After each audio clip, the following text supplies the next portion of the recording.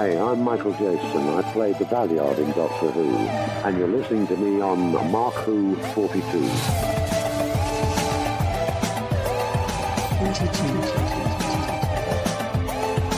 Welcome to MarkWHO42. That's right, MarkWHO42, Doctor Who on Krypton-Radio.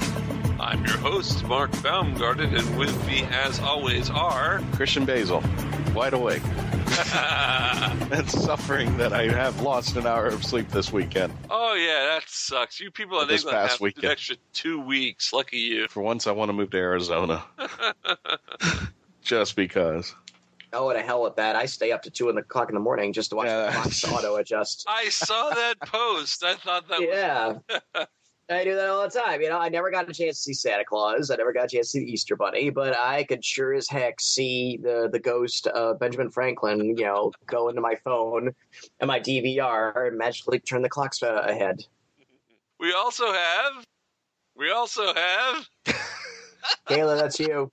Oh, is it? Okay. I don't know. Who else? Patty never said his name, so I was confused. Nobody gives who I am. That's Patty-Hawkins. That's Kayla-Ascolillo. We are MarkWHO42. Today's show is a very special show. It's an evil show. It's the evil side of the Doctor. It is? Well, because we're having right. on this week's show. We've got an interview with Michael-Jayston. And boy, is he a great guy and evil as well. But first, let's go to Doctor Who News with Kayla-Ascolillo. Kayla. Hello. All right. So we don't have the biggest news this week, but one of the news things that has dropped is that BBC is going to close the BBC shop. Now, online, that's where you can get your DVDs and all that other stuff.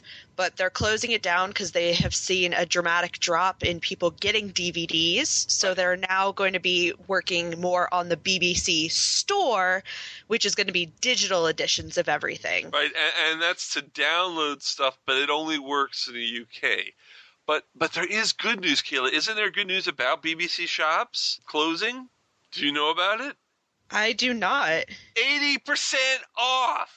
Oh, wow. I saw that there were Everything deals. is 80% off until they close at the end of March. So go to BBC Shops. I don't know if it's commerce.co.uk, but try those out, and you can get old BBC comedies for 80% off. You can get some Doctor Who stuff for 80% off.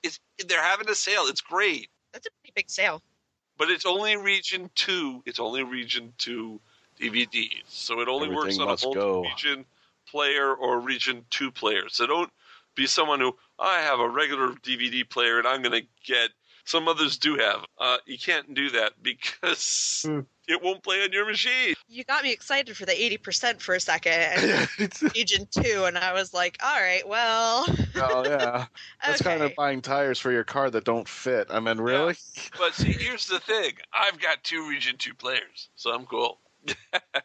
Oh, well, loan us one then, please. Yeah, right? Some of us aren't as lucky. Yeah. Sorry, they weren't at Walmart or my Kmart store. So.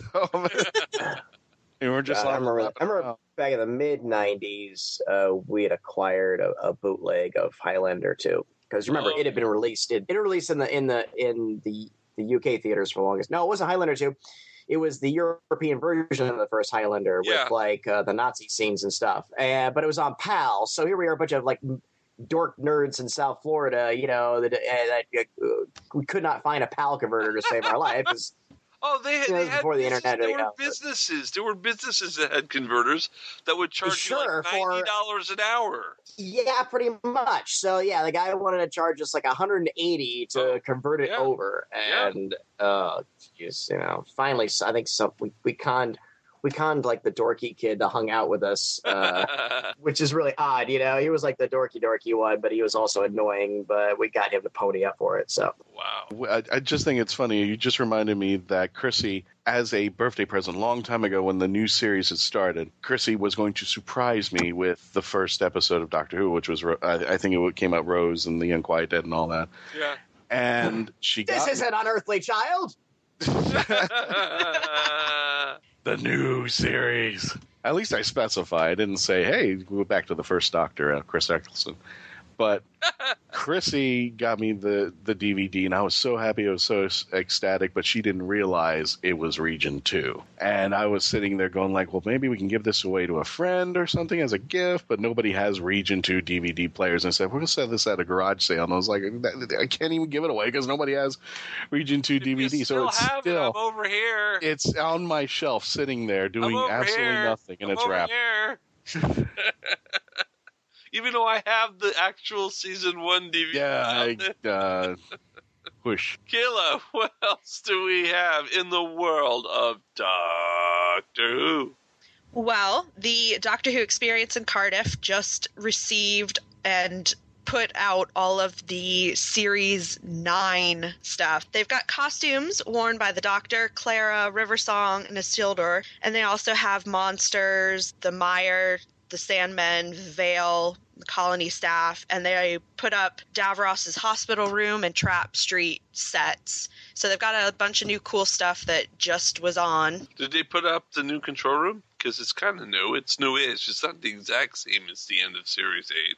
They didn't mention anything about it, so I'm assuming it's probably still the old Season 8 one, if that's what they've had. But maybe eventually they'll update it a little bit more. So if you've seen the Doctor Who Experience, you really haven't. You should go back in Cardiff. I wish I could go. I want to fly over there. And I know, I want to see it so bad. Peter Capaldi has been kind of outspoken lately. He recently just accused the BBC of neglecting Doctor Who. Really? Yeah. Well, yeah. What else is new?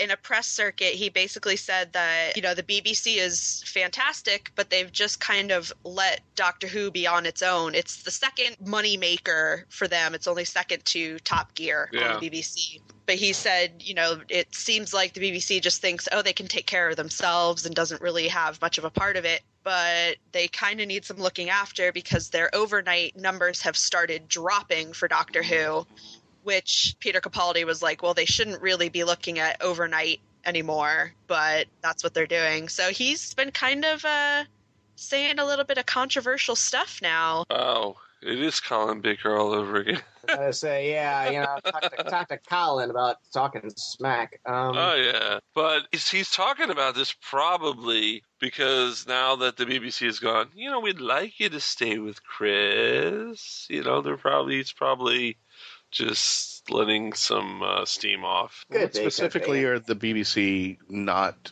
doing? Are they not advertising it enough? They're just letting it sit there and ponder? Because everywhere I go, I mean, you can't go on the internet without bumping into something that Peter Capaldi has said. Or No, you can't. Going on, unless they're talking about this deficit year that we're having to go through, this little wilderness year for right now. I don't know. Yeah, it's kind of interesting because he didn't really elaborate that much. It was more just like, they're just kind of leaving us alone, but that's not a good thing. So it's kind of interesting. I'd like to see more of like what he means by it. Not for nothing. Again, the season had some great a la carte moments, but on the whole, it was kind of more of the same. I mean, and again, I don't want to bash Moffat again or whatever, but the whole season was the companion fetishization that there's a possibility that numbers are soft because people are getting kind of tired of it, Yeah. I think that's why I think there kind of needs to be a sort of a creative shakeup, and you can't really blame that on the BBC. They can't force people to sit down and watch it. Although, it's BBC and a limited number of stations there, maybe they can. But things like the BBC iPlayer had just came to its fruition right after the premiere, right? I mean, the technology had changed. Yeah. Attitudes had changed. And I don't know if really that the ratings were, solely affected because, oh my God, we have an older Doctor. There go the fangirls. Now we don't have young Doctor Hottie anymore. The stories are phenomenal when they're great. I mean, Series 9, I think, has had some of the best stories. And for me, Capaldi is the Doctor. Yeah. There's no way to get around it. There's no way to say, nah, he doesn't count or anything like that. Heaven sent. I think he's done more brilliant acting by himself than some of the episodes I've seen coming out of the pipeline from Matt Smith and David Tennant's time.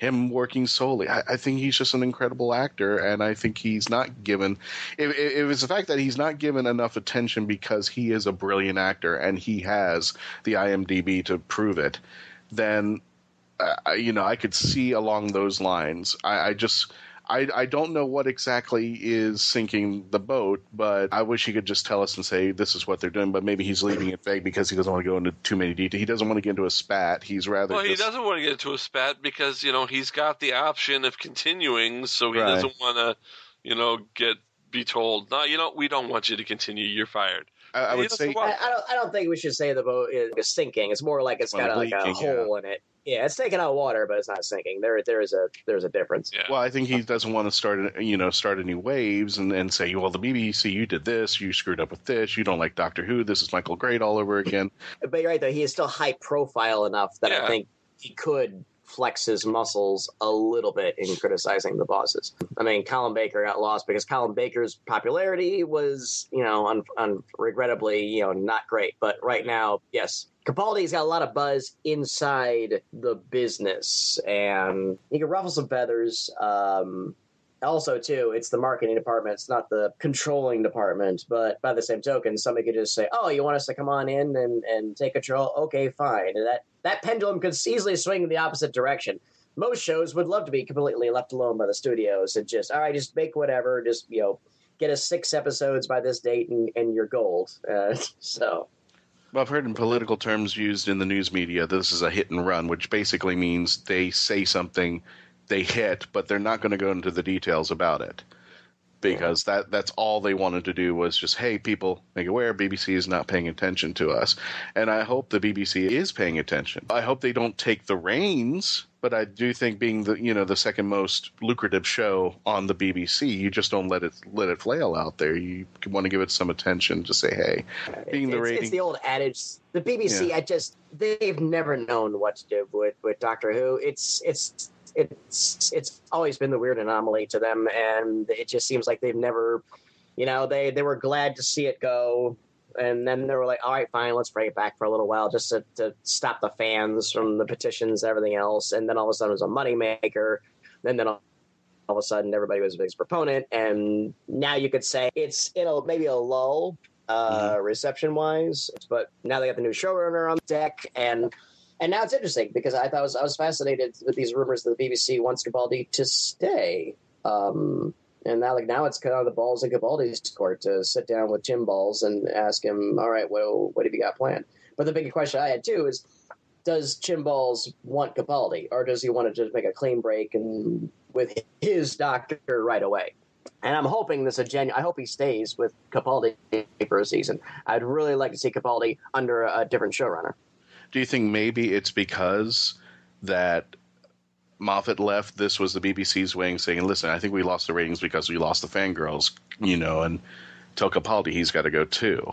If RTD left with Tennant, then Moffat needs to leave with Capaldi. There's your second doctor, and then go. Maybe that was what he was doing, and then he was trying to force the BBC's hand out, because now he's saying that the BBC wants him. Yeah, maybe he wanted that. Is that what he was trying to attract? I don't know, but I find it interesting that BBC. I think the BBC is hedging their bets. I think the attitude is, okay, if we have a new showrunner, then let's try to keep the same doctor because we do know that he's solid. And then once the new showrunner has proven themselves, then we can explore, for lack of a better term, a more visually marketable doctor. And that's to take absolutely nothing away from Capaldi or his achievements or anything else. And I do not believe that the BBC is displeased at all by Capaldi. I think the fact that, yes, because he has brought acting respect and industry respect to Doctor Who, which doesn't always translate into raw ratings, but it's a back and forth. It's a back and forth, and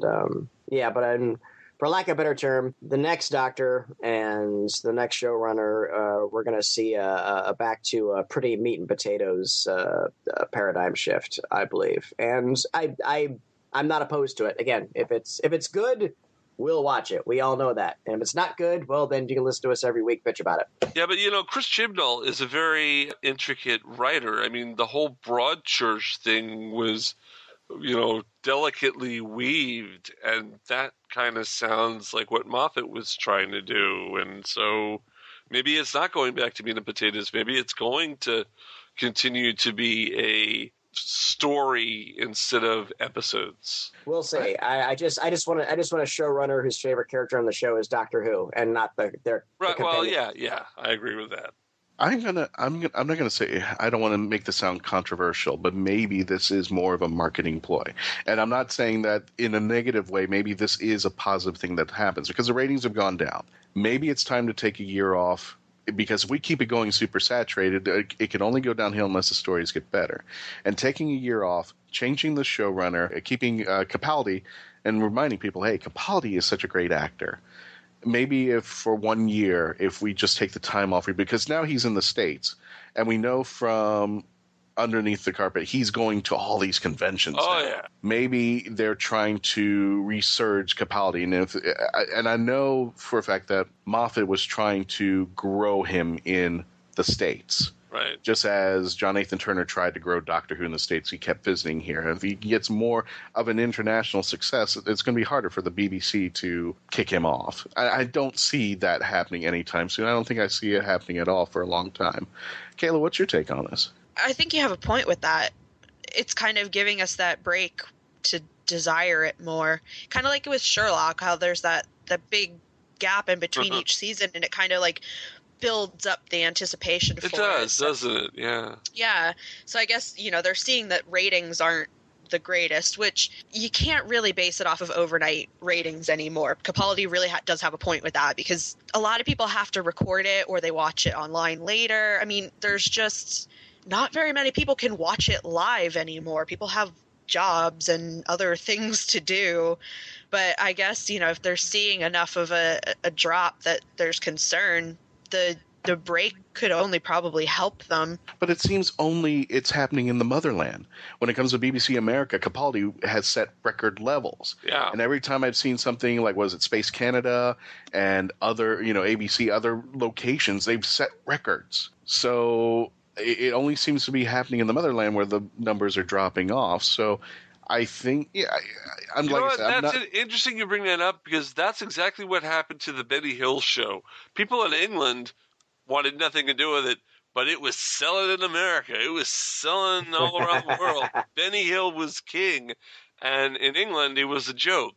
And now it's kind of happening again. Well, because Americans are crazy when it comes to things they love. Let's be honest here. Yeah. We were fooled into thinking that Benny Hill was like a top thing over there. Well, they brought it over here, so it must be popular over there. Exactly, but it was. They were shoving it to us. They were shoving it off us. they're making an export to stay exported. Those are the first things I heard too. Was like the late 80s, early 90s. They're like, "Oh, Benny Hill. Oh, we hate Benny Hill." They're like, "You do?" Yeah. So, Kayla, do you have any other news stories for us? Well, I did have something that we've already touched on a little bit, which is about Capaldi being pretty much asked to stay. He's been quoted as saying, "I've been asked to stay on, but it's a long time before I have to make that decision. Steven's been absolutely wonderful, so I love working with him. Chris is fantastic, and I think he's a hugely talented guy. I don't know where the show's going to go. I don't know. I have to make up my mind, and I haven't yet." So he's got a long time to make a decision, but I personally hope he stays on for a little bit longer. I would love to see Chris Chibnall take it and run with it. Like Patty has said, these last seasons have been more about the companion than the actual doctor. So I don't think Capaldi has been able to shine as much as he deserves. Right. I would love to see him shine. I'm willing to think that he might hang around just by virtue of the fact if he spends this year doing international conventions and stuff, and he sees how much money that he makes, I think that's going. Literally, I think it is, because when you are the current doctor, I mean, you could set a guarantee price appearance fee for ABC, and the minute that you're not the current doctor anymore, that drops significantly. So I think he's going to spend this year bopping around conventions and posing for goofy pictures. And after that video yesterday, I was like, I don't want a picture. I want an autograph. I want a sketch, dude. Oh, by the way, there's some news we didn't talk about. The show Class, the spinoff of Doctor Who that's coming out.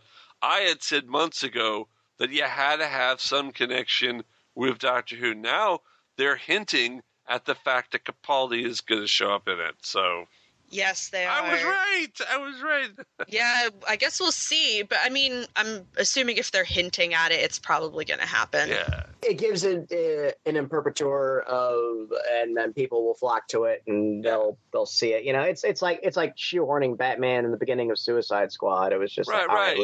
let's just do this just to get the people into it, and hopefully they'll stick around and like it. And it gives the illusion that there is Doctor Who in 2016. I got no problem with that. Yeah. I'm curiously looking forward to it. I am too. So it's going to premiere on the BBC 3 online channel. They haven't decided if they're going to release it all at once, like a binge watching like Netflix does, or if they're going to release it week by week. And then when it's done there, they're going to actually put it on BBC One to show it on TV. So it will eventually be on BBC One. And here in America, since BBC America is co-paying for it, we get it, weekly from when they start releasing it on their BBC iPlayer. So I can't wait. And when it does debut, we have a guest I'm very excited who wants to join us to talk about it. I won't say the guy's name, but I think he'll be a very superior guest. He's amazing. He's superior and amazing. Yep. And spectacular. That too.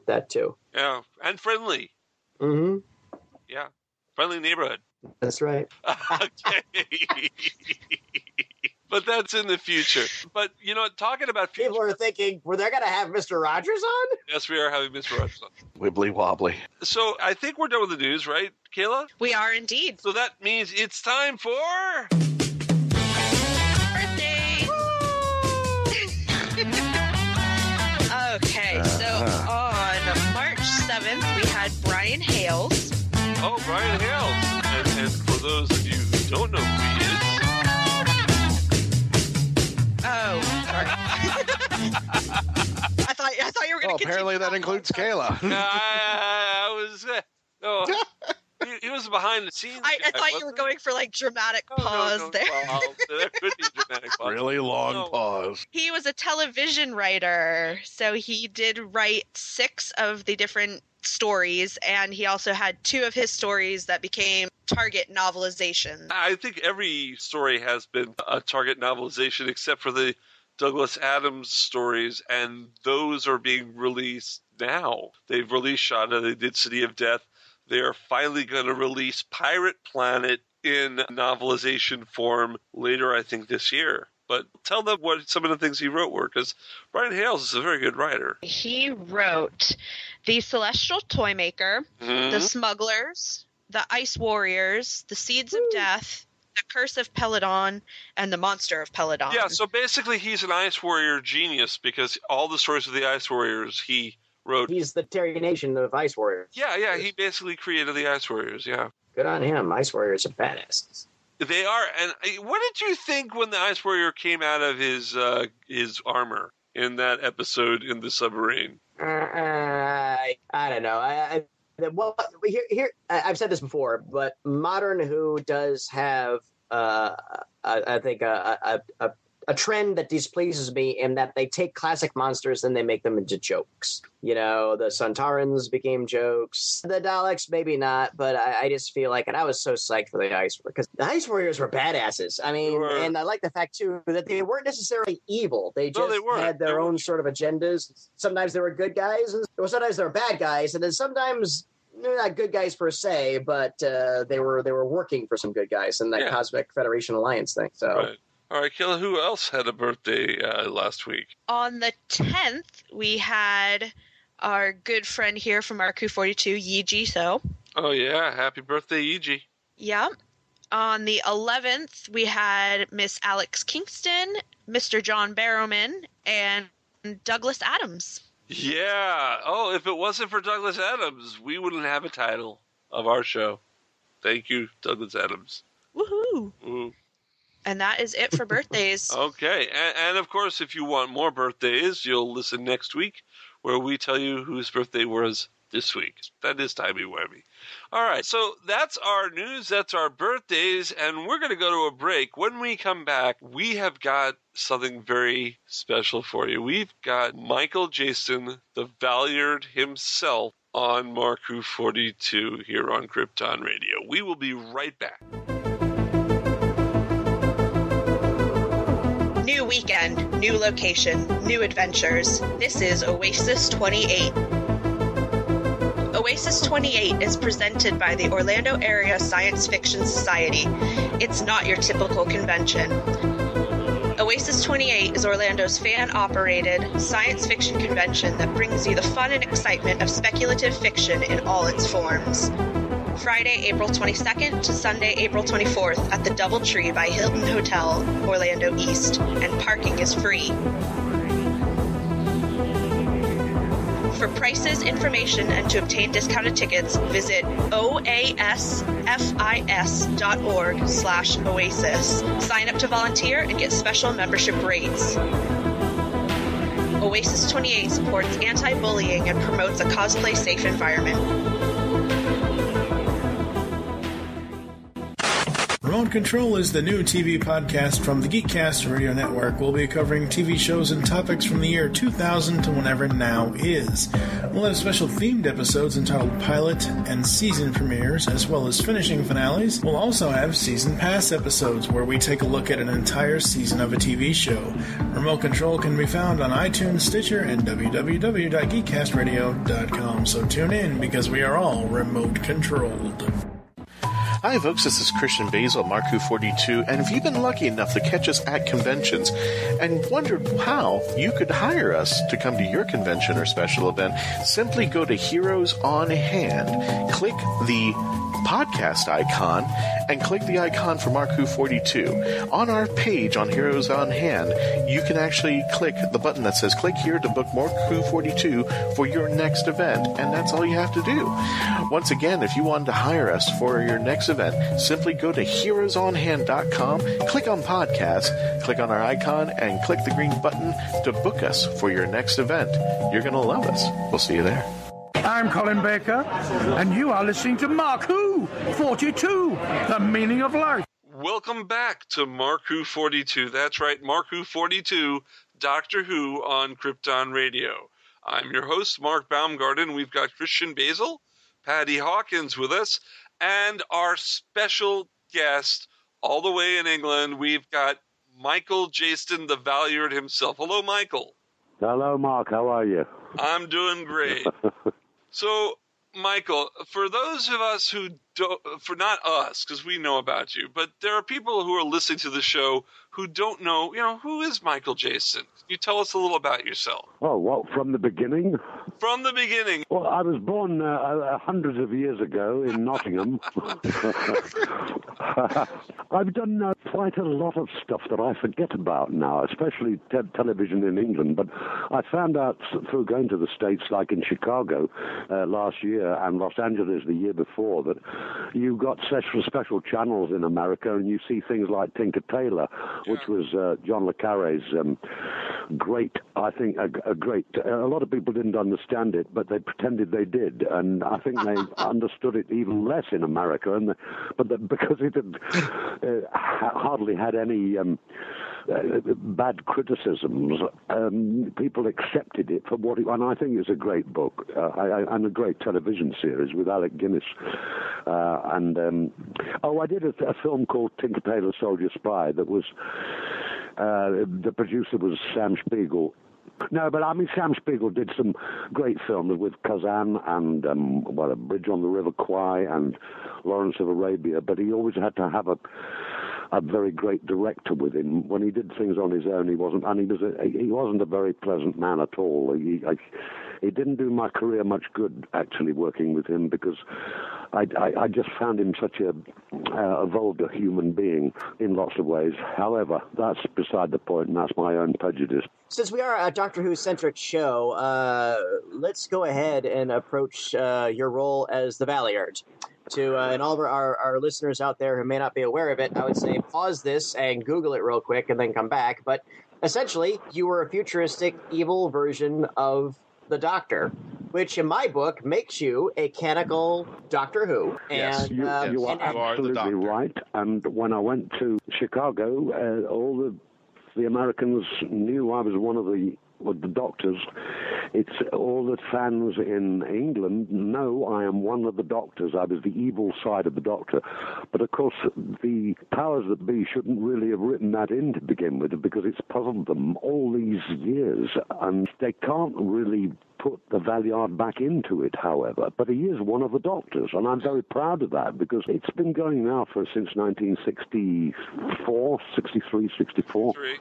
And I'm so proud to be one of the Doctors. Have you actually seen the new series as it came out? Because they do actually make mention of the Valeyard. They don't bring the character back, but they do mention it in the series as being something that they may look forward to coming up into a future episode. But it's Stephen Moffat, the way he writes things. And when the John Hurt character was in it about a year ago, right, they couldn't really work out who he was. Now, who was he? Was he one of the Valeyard? They've mentioned the Valeyard's name.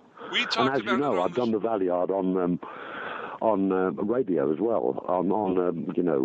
Big Finish, yeah. I played him about 3 times now. We've been on panels, and the topic of the Valeyard has come on up, and I've always likened the Valeyard to an unexploded continuity bomb, which, yeah, like you said, people in charge of Doctor Who and all of its permutations have really not been quite sure what to do with it. They've acknowledged it, but it's almost been like the best they've done was maybe poke it with a stick and then walked away cautiously. How did it come about that you were cast for that? And did they tell you up front, considering, again, that was the Trial-of-a-Timelord's season, which was a very, very unique experiment in Doctor Who storytelling, where the whole 12 episodes, one thing. 14.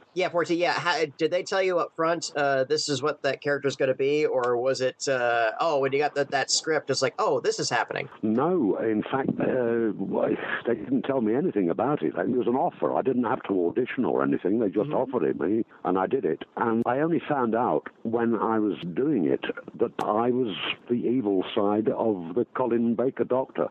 I only found that out when we were reading it, but the trouble was at the time, there were so many problems going on with the production, and Lord Grade didn't like Doctor Who, and there were so many rows going on. I couldn't get involved in that because it wasn't my business, but there were so many, it was a nasty atmosphere because they dropped it, as you probably know. But there were rows going on all the time about whether they were going to finish the series halfway through, because Grade, it wasn't Grade, it was 2 other people didn't like Doctor Who. They wanted to get rid of it, which was a bit appalling when you think it trudged on for a short time, and then it was dropped for about a year or so. And that was all going on at the time when we were doing it, and it wasn't a very nice atmosphere to act in, particularly. Now, Trial-of-a-Timelord, the bookends were written by Robert Holmes, and Robert Holmes died before episode 13 and 14 were filmed, and there was a whole thing where they couldn't use his script,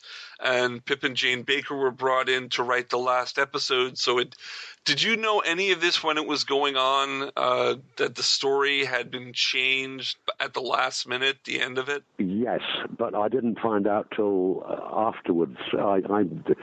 Some of the scripts weren't terribly good. But Holmes' scripts, I thought were excellent, but some of the scripts afterwards were a bit childish, especially when the Doctor Who character in the trial calls me the boatyard or the shipyard or what, and it was sort of slightly childish because Doctor Who's highly intelligent and you shouldn't say childish things like that in a way. And it wasn't all that funny. Holmes, yes, we knew something about it. It was a great shame because his scripts I thought were excellent. Now, just out of curiosity, you said you didn't know that the Valeyard was going to be a future incarnation of the Doctor's evil side. When you finally got that information, what did you think at that moment that, hey, I'm playing not only the Doctor, I'm playing the bad Doctor? Well, I thought it was great, and I thought it would carry on with me appearing occasionally as the evil side, and how it was going to be finalized somehow, because it's still a problem, because they should really have never have written it in that he was the evil side of Doctor Who. Do you think that was a bad idea? I think it's a puzzle to them, because they don't know how to resolve it. A lot of the Doctor Who fans think it should be resolved. I concur with them, but if it's going to be resolved, I want it to be resolved right, you know? It's kind of like, I'm okay with it lingering in limbo, if the alternative is, well, we'll just throw this slapdash story together and that's the end. I think it's got too complicated for them now, and Doctor Who now has progressed much further on in some ways. It's got more like a sci-fi, and there's a hell of a lot of effects that they use now, and it's much more sophisticated, so I don't see how they could actually go back and use the Valeyard as any kind of character who has any meaning in it. It's a problem for them, which I don't think they'll resolve. They'll just sort of forget about it, because Moffat and the other writers, I think they're not interested in that, in going there. And they're fine writers. Well, again, I think by virtue of the fact that they mentioned it, I think that keeps the pilot light on for it. Because that was a big deal, just mentioning it, because there's some theories that, again, maybe just, okay, the Beeb is just going to flat out ignore the whole Valeyard thing, they're not going to touch it at all. But yeah, that one scene when the Valeyard's name was mentioned, I geeked out, and I had to explain to all my New Who friends afterwards, oh, the Valeyard is like the Mr. Hyde to the Doctor, he's a future, and I went off on a tangent, and they were like, well, why haven't they used this guy before? It's like, because I don't know, but I know. But the door is there. It's not open, but the door is still there. But they did go a little bit into it, because we actually had an interview with Barnaby Edwards, and I was ecstatic when they brought up, well, first of all, I'm actually jumping ahead because we'll talk about Jesset Scars, but they brought back the trial of the Valeyard, and I got to hear it, and I was really excited because I really did not know where it was going, how it was going to be resolved, and for once, I love that episode because the Doctor was starting to question himself to the point where, am I going to be him? Can I stop it now? Should I just destroy him? And then I don't want to spoil it for too many people, but something happens. He ends up on a planet. Yeah. and we get the resolution. But it really opened up a whole new can of worms about Gallifrey. It fleshed out the Valeyard for me a lot more, and you were incredible in it. Yeah. Yeah, you were. Well, that's very kind of you, but it was lovely to act with Linda Bellingham. I mean, she died last year. It was a great shame because it was lovely. We were a bit upset with being stuck in the studio most of the time. I mean, when I got out of the studio, we were doing it in parts of Birmingham, and it was outside, and I felt free. And my daughter was quite young then, and I had a lot of laughing to do, like all around the where we were filming, and my daughter used to think it was fantastic and say again. I mean, she's now 30, and it was that long ago. And she's still saying again and again. No. She still likes my laugh on it, though. Michael, you're one of the very, very, like in my top 10 of actors, you could read the phone book. I'll sit there and listen the whole time. And we've actually got a PDF of the phone book that we're going to send to you. Oh, God. Flattery will get you everywhere. And go from there. Oh, it's not flattery. That's totally honest. You could read practically anything. I'll listen to it. Well, that's very kind of you. You said your agent just called you up and said, hey, I got a part for you in Doctor Who. Do you want it? Because you didn't have to audition or read for anything? Oh, no, I said yes straight away because there was no other work going on at the time, and I thought, fine, I'm in something it's a legendary program, has been for a long time now. And when you think, since then, we've had we've had David Tennant, and who's one of the best actors in the business, and now we've got Capaldi, who was also a fantastic actor. So, I mean, people jump at it. And were you a fan before you took the role as the Valeyard? Were you a fan of the show as well? I used to watch Tom Baker a lot because I'd worked with him on Nicholas Alexandra when he played Rasputin, and I was friendly with him very much. So I was working a hell of a lot at the time, so I didn't watch a hell of a lot of Doctor Who's, but I watched the thing when I could with Tom Baker. The whole thing with Tom Baker, when I used to watch Doctor Who, when I started with Tom Baker, one day our PBS station showed a movie from 1971 called Nicholas and Alexandra. Yeah. And I watched it because Tom Baker was Rasputin, and I thought, oh, that'll be cool. But I mean, you were in it too. You were Tsar Nicholas. Yes, that's right. Can you tell us a little about making Nicholas and Alexandra? Well, that was the Sam Spiegel thing I was talking about. Oh, right. He was the producer on it, and Franklin Schaffner, who was a marvelous director, was the director on it. But he and Sam didn't get on very well, and I sound as if I'm grumbling about my work, but It was great to do with Janet Sussman because I'd known Janet. And she was a very fine actress, but she hadn't done any films. I'd only done, I think, 2 films before that. One was Cromwell with Richard Harris. I could write a book about that. You know, the Hellraiser. Yeah, Nicholas was great. I mean, we did 5 months in... It was going to be filmed in Russia. The Russians didn't like the idea, so we filmed it in Spain, which can look like any country on Earth, really. Mm-hmm. And it was cheaper to do in Spain. The KGB eventually watched the film and was quite pleased with it, but it's not a good idea to show it in Russia because of the killing of the royal family. Right. There's still a lot of people who admired the royal family up to a point. Yeah, it's a soft spot. Curious enough, you got to work with Franklin, who had director of Patton, director of the original Planet of the Apes. One of my favorite was the Warlord with Charlton Heston. It was a fantastic experience. Back in 1991, you did a show which has not been released in America, but I got to watch it through various means. It was a show based on the game Cluedo. Oh, yeah. And you played Colonel Mustard, and the year that you were on it, you were playing opposite many actors and actresses that were famous, like Rula Lenska, David McCullum, Koo Stark, Molly Sugden, and Richard Wilson. And before we proceed, just in case, for our American audience, Cluedo is Clue. Oh, that's right. It's Clue. We better they do not know what Cluedo is. It's Clue in America. And what's it called in America? Clue. Clue. Just Clue. Just Clue. Clue. Oh, yeah. Right, that's it. So can you tell us... they got to dumb it down for us. Can you tell us a little about this show? Because I thought it was a really cool show where every week you would play the same characters and it would basically be a game of Cluedo. That's right. Yeah. It wasn't... well, there again, I enjoyed doing it because Molly Sugden is very well known in England, but I don't think she's known in the States. Oh, yes, she is. Are You Being Served, Mrs. Slocum? She's totally everywhere. It's shown over there, is it? Everywhere in America, they know Are You Being Served, yeah. Oh, my God, I thought it'd be too sort of rude for American audiences. PBS shows it locally here every Saturday night at 8 o'clock, which would be before Watershed in England. So it's totally acceptable. David McCullum, he's still going strong, isn't he? Yeah, he's been on NCS over here for several seasons. A lovely man to work with, a lovely guy. They still make inside jokes about Man from U.N.C.L.E. on that show. They're like, what did he look like when he was younger? He looked like he looked like Ilya Kuryakin. Yeah, like Ilya Kuryakin. They're like, who? Like, no, never mind.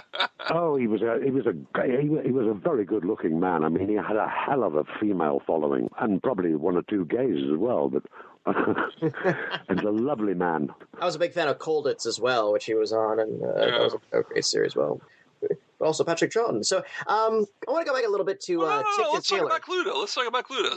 Okay. Yeah. I think it was Michael-Jayston in the conservatory with the candlestick. Yeah, basically. Yeah, you played Colonel Mustard. With the doctor.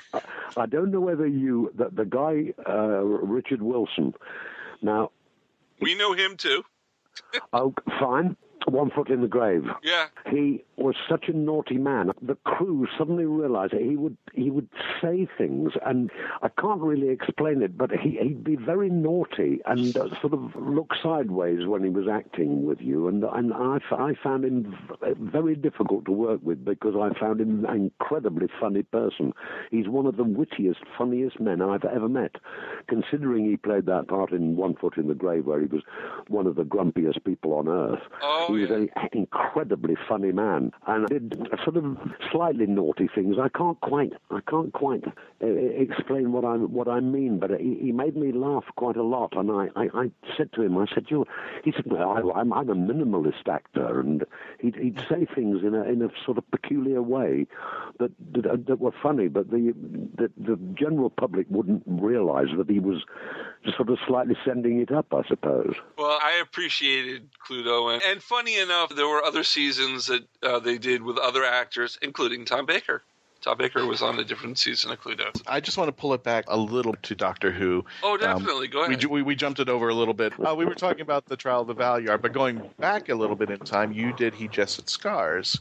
It's one of the what-ifs questions from Big Finish. Doctor Who Unbound. Yeah, because it did not only flesh out more of the the Valeyard's character, but we got to see a Mel from Bonnie Langford we had never expected, and I think this should have been the Mel that reflected off to the TV series, which she didn't get a chance to do.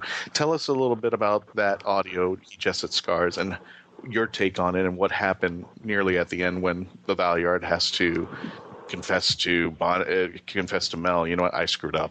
Well, I don't want to ruin it for people who might haven't heard it yet and want to buy it. But it was they're very, very well written scripts. Yeah. And I hadn't seen Bonnie for a long time, and she's amazing to look at. I mean, she's around about 50 now, and she's a lovely, lovely lady. Yeah. And I remember, I'm so old-fashioned. I was on my mobile when we were doing it in one of the coffee breaks, got my mobile out, and Bonnie Langford laughed at it because it's about 7 years old. Have you ever had your mobile phone laughed at? He said, that's virtually an antique. I said, well, how much did yours cost? And she said, £750. Mine cost about 60 quid 7 years ago. Anyway, that's beside the point. It was the scripts are so good on that obviously, you know, sometimes I get radios and I turn them down because the scripts are awful. But these scripts are excellent stuff, and in some ways better than some television scripts that you get. Beautiful, lovely acting, and a good cast, and very good director. What's something that you read the script for? Anything, either radio, film, or television, that you just said, no way, this is terrible? No, I can't remember any names. I never turned down anything that became famous. I never made those kind of mistakes, because some actors can turn down things and you find out it becomes a great big event. Yeah, very much so. No, most of the stuff I've turned down on that level they're people you never have heard of, and actually they haven't got anywhere, so sort of a brief career for them. So you made all the right choices. That's good to know. Not necessarily. Yeah. Well, we're going to send you that PDF right now. Michael-Jayston reads the phone book. I think it should make a killing. Okay. We'll try to send that when we finish to see if that works. I'm very proud of something. I'm not. Sometimes you do things and you think, well, they're not. I could have been better. I did a thing called Rogue Mail about 10 years ago. Jeffrey Household Rogue Mail that was done as an audio, and I was very proud of that, and it keeps being repeated over here. I don't know whether it's got to the States, but I was very proud of that. So we were talking about He Jested Scars, and you were working with Bonnie Langford. Now that's my segue. Bonnie Langford is now a regular on EastEnders, which is my second favorite show in the universe. Doctor Who is my first, and everyone who listens to the show knows I love EastEnders. Back in 2002, they filmed 4 episodes in Andalusia, and you were in it as Alistair. You've done your research, haven't you? I've watched the episodes. Mike, you don't understand. This man, even though he is an American, bleeds BBC and has seen everything from 70s on. The first scene that you're in, you buy Peggy Mitchell a drink. I just thought it was lovely. I mean, she was a little mad at you, and then you sweet charmed her, and she's like, you know what? I think I will have that drink. There again, it was offered at some. I forget what happened. It was done so quickly because, and I accepted it straight away, and then I thought, have I made a mistake? I mean, it was 6 weeks in Spain. My wife was a bit upset about it because it was October and it was still the fantastic weather out there. It was a great sort of break to do, and I didn't. I mean, there's a lot of viewers. It's one of them. It's not doing so well now because there's so many different channels now, but it does. Yeah. Well, I mean, it used to do sort of 10 million. Yeah. It's now down to about 7 or 8 million, but it's still good on a British level. It's still in the top 20. Yeah. And there again, that's an institution. It's like Coronation Street. Yes. It's an institution like Doctor Who. Or Emmerdale. which you Slightly, yes. Emmerdale, which you were in for a number of episodes, for 82 episodes, and Jenna Coleman was on that when you were on as well. Just before, yes. Just before, yeah. But I think you don't get Emmerdale in the States, do you? You know what? I think we get Coronation Street on a streaming service. We don't get Emmerdale. It's very strange about Emmerdale because I found out it's supposed to be Yorkshire. Now, all right, it's not far away from Lancashire, but there are only 3 Yorkshiremen on it. There are only 3 Yorkshire people. Most people can do a northern accent, right. But it's rather like doing Dallas was supposed to be deep south, wasn't it? Right. And you got a hell of a lot of American actors who didn't come from the South, but they approximated to the accents. It's the same sort of thing, really. We've got to take a break right here, and we'll be back with more of our interview with Michael-Jayston here on MarkWHO42. Attention all Whovians! While you're waiting for the new episode of Doctor Who, start your own adventures with a book from MarkWHO42 Books. They carry unique and rare books at affordable prices. Visit Amazon.com/shops/MarkWHO42. That's Amazon.com/shops/MarkWHO42. MarkWHO42 Books. Set your imagination free into the Whoniverse.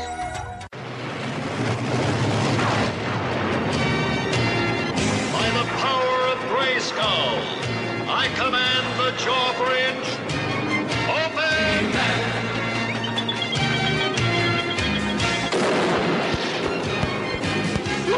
The Powers of Grayskull series will cover every episode of all 4 Masters of the Universe cartoons. Join Optimus Solo and myself, TF2 and Mike, as we tell tales of Eternia, discover the myths of Etheria, become masters in space, and finally Masters of Grayskull. We'll have a commentary on the Secret of the Sword film and a few other special episodes. You can find this 125-episode-long podcast in iTunes and on the web at geekcastradio.com. By the power and honor of Grayskull, we all have the power.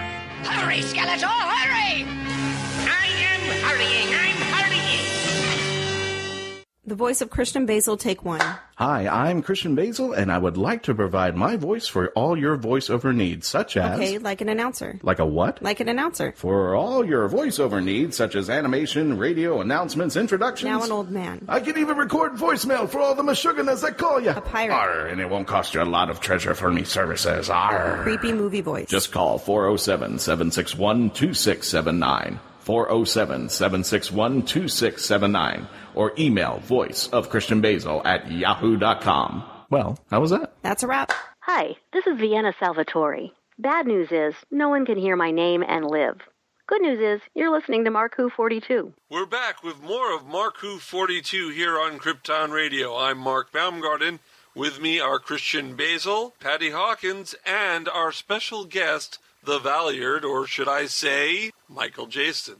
I haven't heard this yet. I have to confess, I have the CD sitting at home, and I am waiting to do this. But unfortunately, at least for now, The Last Ride of the Valeyard, The Last Adventure with Colin Baker. You were so good in that. The Last Adventure was really good. I thought it sent off Colin Baker well, and you did a great job in that. It was a marvelous part to do. I mean, when you think about it, you play a villain, and up to a point you can do anything you like. Right. And it's the same as Doctor Who nowadays. They often say, if adults don't understand Doctor Who now, and a lot of people have said that they don't like some of the storylines, and they don't understand them. One of the critics said, if you don't understand it, get a 6-year-old to watch it with you. There you go. Yeah. You do need imagination. Big Finish are understandable. It's not like the Stephen Moffat stories that go crazy and sometimes don't make sense. The Big Finish, they do a great job. I agree with you. Big Finish do so many other programs. Prisoner, Blake they do 7. Sherlock Holmes and various other things. Omega Factor. They did Sapphire and Steel before they did Tomorrow People. I mean, they've done a lot of things. Yeah. Yeah. Is there a Big Finish series that you want to jump on? Well, they said when I finished that one last year, they said, but don't worry, that there's a lot of work around. I haven't had anything yet, but they said they'd employ me again, and I believe them. The food there is unbelievable. You have a great voice. It's perfect. Thank you. I've just finished doing, I finished it about 4 months ago. It's gone out now. I did a book written by a guy called Adam Sisman, the biography of John le Carré. Oh, wow. With his full approval. The audio's just gone out. Is that on Audible? Yes. Wow. I have to get that. Yeah, it went out, I think it went out about a couple of weeks ago, and it got quite good notices. It's slightly overlong, and I think, although he gave Adam Sisman full approval, and they met over a 2-year period, and he gave them all his life story and things like that, I don't think he's all that satisfied, because he's now writing his own, which will come out around about June, I think, or July. And again, that's full circle, because, again, you're in the original BBC miniseries, Tinker Tailor Soldier Spy by le Carré, which I am a huge fan of that, by the way. It's odd, because I remember my dad watching it as a kid, and of course, it's about spies, and of course, being 9 years old, I was like, okay, James Bond and girls in bikinis, everything else. You were 9 years old? Yeah, I was 9 years old, and good God. Never mind.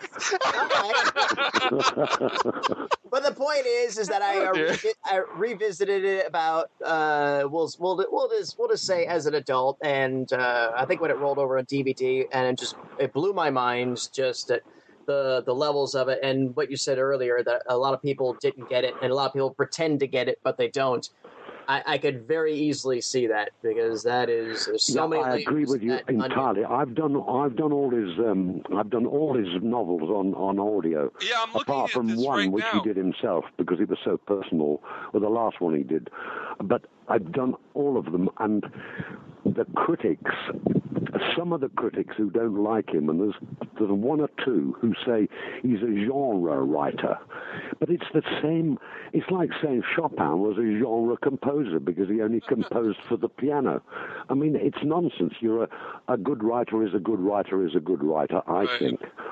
And he happened to write his first few novels about spies and the MI5 and MI6 and the CIA. And, of course, those organizations didn't approve of what he was writing, because he had worked for MI5 and MI6. But he's a marvelous writer, I think. Absolutely, absolutely. And on the set there on Tinker Tailor, you got to work with two of my favorites. You got to work with Alec Guinness and Ian Richardson. What was that experience like? Oh, well, I'd known Ian at the Royal Shakespeare Company, a marvelous actor. And he well, I mean, it's ridiculous. I mean, he should have been knighted. He did the one that Kevin Spacey now is doing on Netflix. The House of Cards.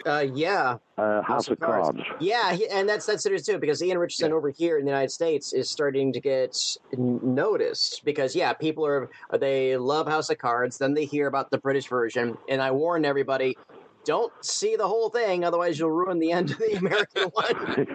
But people have come to me and said, look, I like the British guy better than Ken Spacey, and I love Kevin Spacey. So Richardson's version of Francis Urquhart is a lot more impish and playful than the attitude that Spacey has. But the point of the matter is, Ian Richardson was great. He had a great turn of Sherlock Holmes, which I really enjoyed in a couple of adaptations as well. But Richardson, I think he was a fantastic actor. Although I met Kevin Spacey a couple of times. We're having a cup of coffee when we were rehearsing somewhere. When he did a great job with the old Vic. I mean, I admire that man so much, and he's a brilliant, brilliant actor. He's different to Ian Richardson in House of Cards, but he's a brilliant performer, and he's done so much good for the English theatre when he was in charge of the old Vic. Fantastic. So he's an Anglophile as well, of course. So many people like Judi Dench and Maggie Smith adore him. I know Alec Guinness actually kind of struggled with, or at least he had a lot of concerns going into the role of George Smiley. Did any of that play over on the set? He didn't want to do it to begin with, because he didn't think he was quite right for it. He wasn't a method actor at all, but he deliberately put weight on, which is a bit silly, because unless you film somebody sideways, you don't see that they've got a belly. Yeah, I remember Leclerc always described Smiley as looking like a disheveled bookie. Yeah. But nowadays, Le Carre himself, well, his real name is David Cornwall, and Le Carre himself said that afterwards, when he wrote a few more things with Smiley in it, he based it on what Alec Guinness had done as the character. I remember that. So, yeah. And again, to me, Tinker Tailor, along with the Sandbaggers, is like the gold standard of what I call mature spycraft fiction. Yeah. Now, you got to work with Del Boy in 1996, Only Fools and Horses. Well, you're coming up with... I mean, you've done an amazing amount of research. Well, thank you. It's not research. He's seen this stuff. I have seen it all. You might as well just there live again. Okay. When I was offered it, and it was to do with David himself, because I'd worked with him on 3 other shows. David Jason, just little fan stuff. As a guest on various things, and I know David put me up for that, which was very good of him.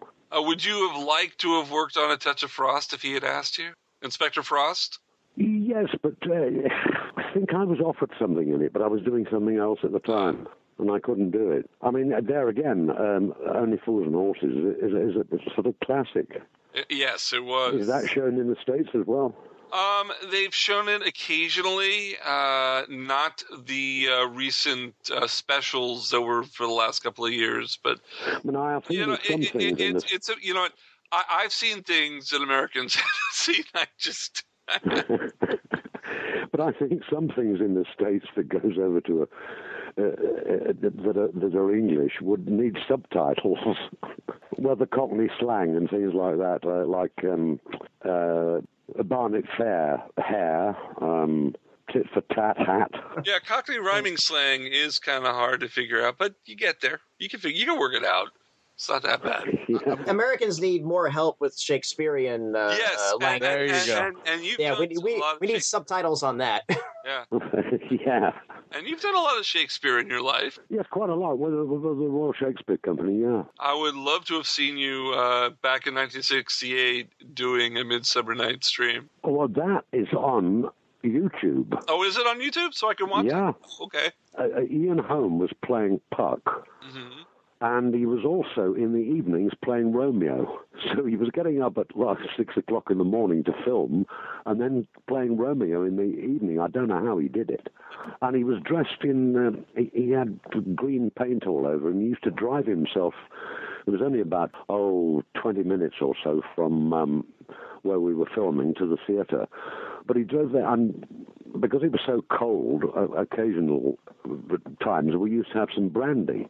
Right. And we all joked about the fact that if he was stopped by the police dressed as this little green man, that in court, the sergeant would say there was this little green man, and they wouldn't believe him. They'd think he was hallucinating about something or other. Oh, my goodness. Yeah, this is a heck of a cast you had there. Diana Rigg, David Warner, Helen Mirren. Wow. Yeah. Unbelievable, yeah. 3 of them are dames, I think, and Ian Holmes knighted. Yeah. Yeah. I'm waiting for my accolade. You'll get there. I mean, it was unbelievable because we got paid a certain amount of money. It wasn't much, and they said, we'll give you a percentage, which we're all still waiting for. I was about to say, if it's on YouTube, you ain't going to see much of that. No. Well, it was only shown in England in one cinema for about 3 weeks, and then it went, I don't know where it went. It went to the States, I think. It was okay. It wasn't a great film, but it had a hell of a cast. Ian Richardson, of course, was in that as well, playing Oberon. If you had to pick one, what's probably the most enjoyable project you've done? Maybe not necessarily the best, but the one you just had the most fun with. There's been so many. I enjoyed Tinker Tailor because of working with Alec Guinness. I enjoyed a thing which was on stage, called Eden End, written by J.B. Priestley, with Olivier directing it, who was absolutely fantastic as a director. Wow. I mean, I had to come downstairs in one particular scene where I'd gone back very late at night with the son of the household, and we both got drunk, and then he goes upstairs and everybody's woken up. And I had to come back down and say, he's been sick. And I go, fine. Olivier said to me, you come down and you're absolutely pleased about the fact. So I had to come down and say, he's been sick. And because I was so enthusiastic about it, it got a laugh. That's just one example. And he was an amazing director. He'd say at one point when I had a great long speech, you don't mind if I just demonstrate a little bit for you? And I said, of course not. And he'd do it brilliantly. And then I'd sort of think, well, latch onto that if you can. Wow. Yeah, I wouldn't say no to a line reading from Olivier. No. So what do we have to do to get you to come out to Florida? What do we have to do to get you at a convention in Florida? Well, I've never been in. As I said, I went to Los Angeles and I went to Chicago. Right. But I know I'm waiting for the invite. Christian, can you make that call? Okay. Sure, I have a couple dollars under the bed here. Well, there's money in it. Don't trust for me. you. If I had the means, I would bring you over. Yes, I would definitely bring you over. But no, not the means. We'll talk to our clients who do conventions, and we'll see if we can get something going on. Do you do the the convention circuit in the UK? Oh yes, yeah. Oh, okay. I'm going to Newcastle soon, and where else am I going? There's another one in Brighton where I live, which is good. I do about 4 or 5 a year, and then odd signings and things like that. It's amazing when it was 26 years ago. Yeah. And I still get a few letters, and I mean, it's quite amazing. But as I say, it's a legendary series. Yeah. And I'm so glad they didn't stop it all those years ago. Yeah. Doctor Who is the gig that keeps gigging. Yeah, pretty much. You're telling me. You're listening to MarkWHO42 on Krypton Radio. We're talking with Michael-Jayston, who played the Valeyard on Doctor Who, amongst many other things. Let's talk a little about another franchise that you made a guest appearance in, Highlander. You were in Highlander: The Final Dimension. That's right. I only had a small part in it. Yeah, but it was a good part. Did you ever watch the series Highlander? Did you see the movies before you did? Yes, I did. Yeah. Well, Christopher Lambert. Yeah. Yes. Yeah, I'm Christophe Lambert, as he is in Canada. Lambert, yeah. There again, I mean, there's very, very few people. I keep saying how lovely people they were. There's very, very few people in my whole career I've disliked, and sometimes the people I've disliked have had problems, you know what I mean, like drink or drugs. I mean, Christopher Lambert was a good guy and a big star at the time, and he treated everybody very well indeed, and took me out for a meal and things like that, and chatted about various people he'd worked with.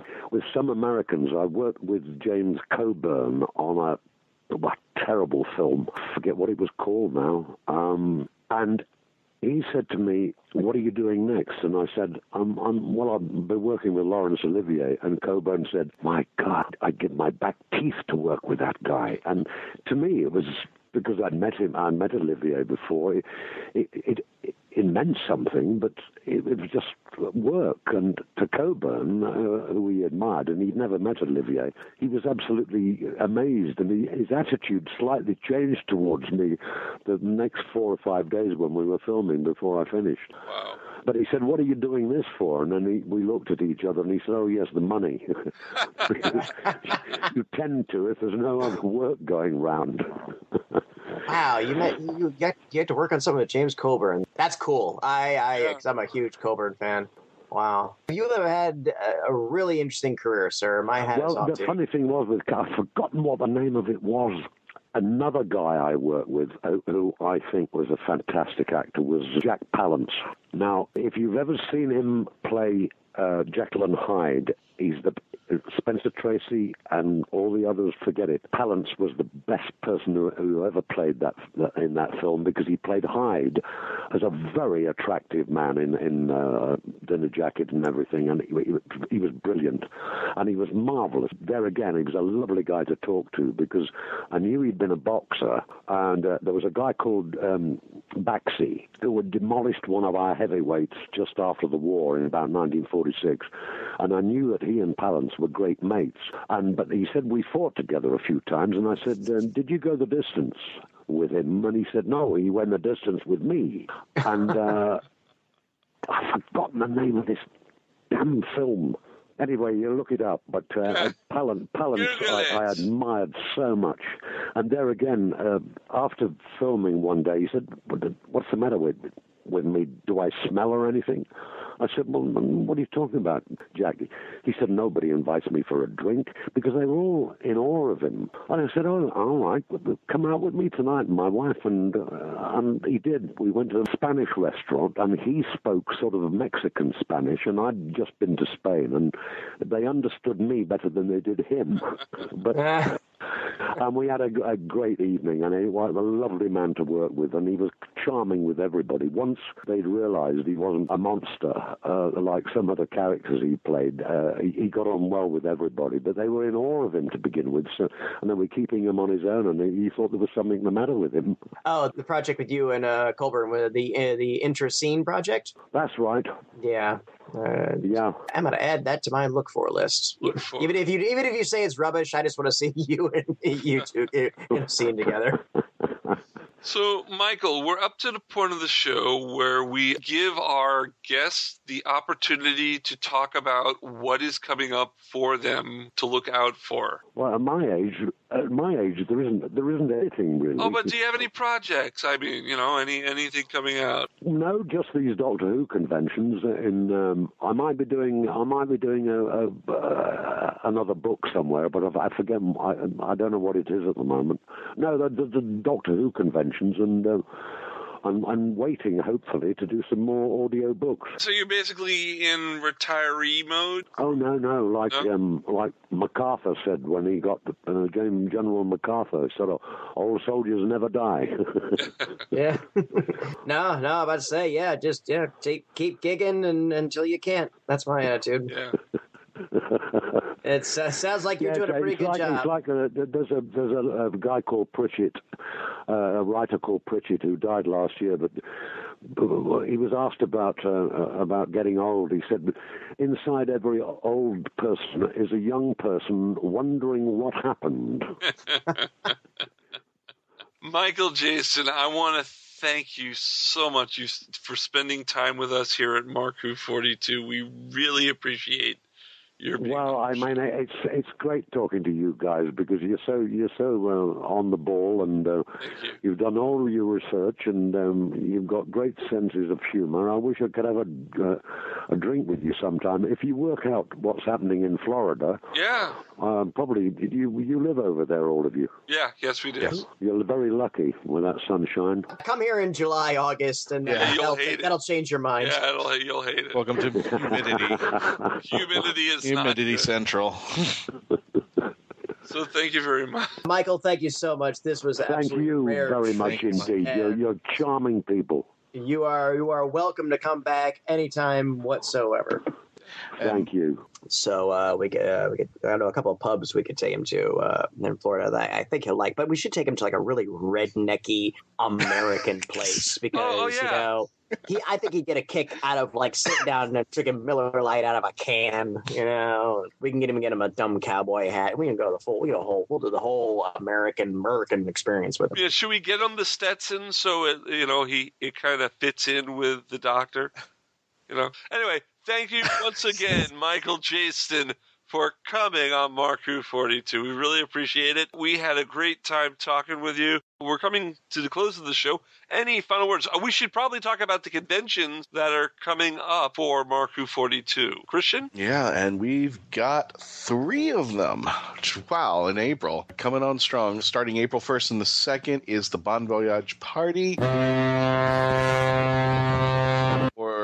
From Hurricane Who, the Bon Voyage Paradox Party, and Peter Davison, the 5th Doctor, will be there with a host of other guests from Doctor Who, including Colin Spall and Ian McNeice. A lot of people were there. And at every convention that we're going to, now that we've announced it, we will be selling Big Finish audio. Some conventions we may not have all of the other items that we have for the MarkWHO42 books, but we will be providing Big Finish audio to all of our conventions now. So we will need to clear that. So definitely, if you can't make it at the Bon Voyage Party... should we mention someone else who's going to be at the Bon Voyage Party? Someone very special? a friend of Mark. Oh, 42. yes. I am so sorry. How could I forget? We are happy also to announce at the Bon Voyage party, they've just recently announced that Katie Manning will be at the party and on the boat. Oh, yeah. So you get the best of both worlds. Apparently, I think it had something with the word Jamaica in it, and that just said, You're making me crazy that Katie's coming. Exactly. Also, the weekend of April 16th and the 17th, Space Coast Nerd Fest. That's happening at the Rialto Hilton in Melbourne, Florida. That was a delight last year. It really was. It was a delight, and it became so massive that they not only expanded the convention to the Hilton, they've also moved it to 2 days. So we're going to be out there on both days with all of our stuff from MarkWHO42 Books. So everybody in Melbourne who needs to stock up on their Big Finish audio, we'll have it out there too. And Patty, you want to give us some information about the guests that are out there as well? Well, I know Vic Pignol is booked for that show. He is a huge voiceover artist for translating Japanimation over. He was the voice of the kid on Full Metal Alchemist, which of course was a real big surprise hit for Adult Swim back when they were first started experimenting with anime. And he's also the creative force behind Star Trek Continues, which is a fan-based classic Star Trek series. And we also have some other guests, too. Actually, an actor and actress from The Creature from the Black Lagoon. I can't say his first name right, so I think it's Raquel Browning and Julie Adams. Riku Browning. Riku Browning. Riku, yeah. We also have our former friend and guest of the show, Michael Winslow. Oh, yeah. Excellent. So he's definitely going to be coming out there, and it's going to be hosted by Mark B. Lee. If some of you may know him on the convention circuit, but especially at MegaCon, he does a lot of emceeing at the special events, but MegaCon, I believe, is his claim to fame in the area. So he will be hosting and being master of ceremonies in the area. And also we'll have a special guest speaker, Winston Scott, who's a retired U.S. Navy captain and NASA astronaut. You have to have a NASA guy at a Space Coast convention. If you're talking about Space Coast, you're going to have, and especially we're going to have a lot of cosplay guests, including Cecil Grimes, Amy Nicole, Nerd Bunny, Leaping Lizard cosplay, Ellie Marie, all of those folks are going to be out there, as well as a bunch of special guest exhibitors and other things like the Southern R2 builders. They're going to be out there, and the Luscious Ladies. That's all I've got to say from that point on. That's all you got to say about that. No, you have to see them. What about Michael Berryman? What's that? Berryman's going to be there. From Hills Have Eyes, Star Trek 4, Voyage Home. He's a gentleman. He did an episode of Next Gen. He was the principal in the Smoking in the Boys Room Motley Crue video. He totally looks the part of any science fiction movie about the apocalypse or anything like that. Oh, there you go. No, he's a great actor. You know who else is going to be there? He's a real nice guy. I've talked to him at length. He's really cool. Kevin Nash is going to be there for all you wrestling fans, but that's another story. Okay. Hey, I like Kevin Nash. I like Kevin Nash, too. He can be an evil SOB as his character sometimes, but and if you want to get tickets, spacecoastnerdfest.org. Not only that, if you buy them in advance, the tickets are at the event are $20 for 1 day and $30 for 2 days. However, if you get it from their website in advance, and I think they're only a limited time offer, $15 for 1 day and only $22.50 for 2 days. So you save practically $5 and $7 per ticket. And it's at the Rialto Hilton in Melbourne, Florida. Yeah, we're excited. We're going to be out there with MarkWHO42 Books. So like I said, we will have our merchandise and our Big Finish audio waiting and for panels. And there's another convention going on April 22nd, April 24th. Still don't know which players of MarkWHO42 are going to be out there, but we're definitely going to be out there, and we're supporting Oasis 28. Oh, and so is your dog. Yeah, apparently he is super excited about this. Very excited. See, Oasis is run by Oasis Fist, the Orlando Area Science Fiction Society. They've been around for over, I would say, 30 years. They've been around.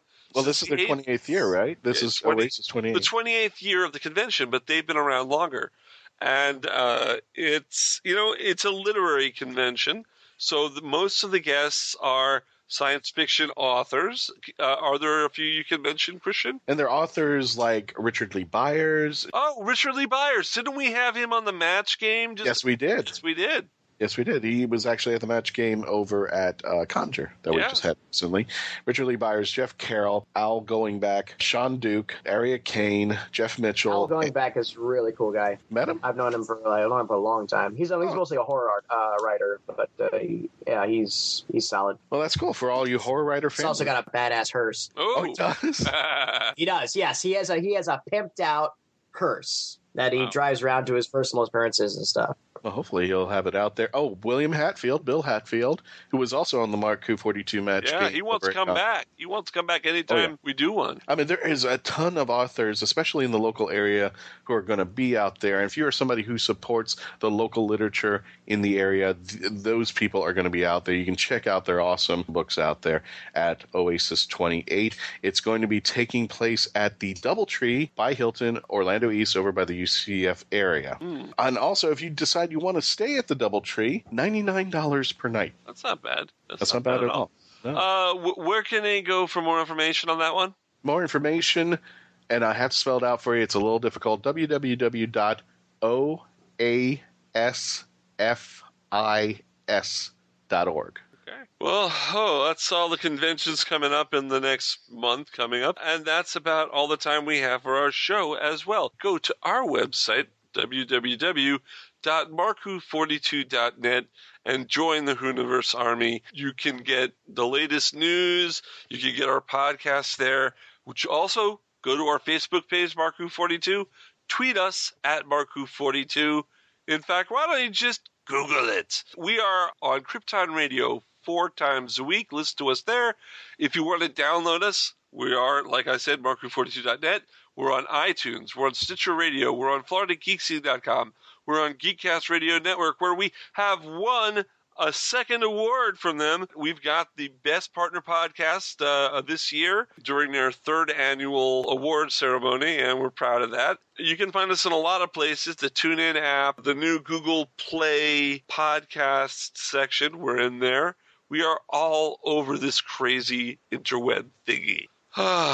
Boy, this was a good show. It certainly was. Again, that was it was such a delight talking to him. Yeah. He was so cool, so open. Until next week, so long from MarkWHO42 here on Krypton Radio. Bye, everyone. MarkWHO42 is written and presented by Mark Baumgarten, Kayla-Ascolillo, Patty-Hawkins, and Christian-basel. This episode was edited, directed, and produced by Mark Baumgarten. Visit MarkWHO42.net, where you can register and become part of the Whoniverse Army. We can be contacted by email at mark@markwho42, subject line, ? If you'd like a chance to be a guest on our radio show, send an email to our media relations director, Christian-basel, at markwho42media@yahoo.com. You can have MarkWHO42 entertain at your next event or convention. Go to heroesonhand.com/MarkWHO42.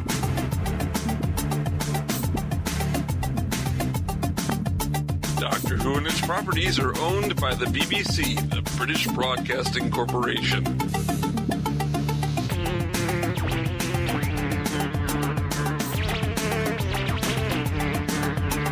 This show is owned and copyrighted by Mark Baumgarten 2016.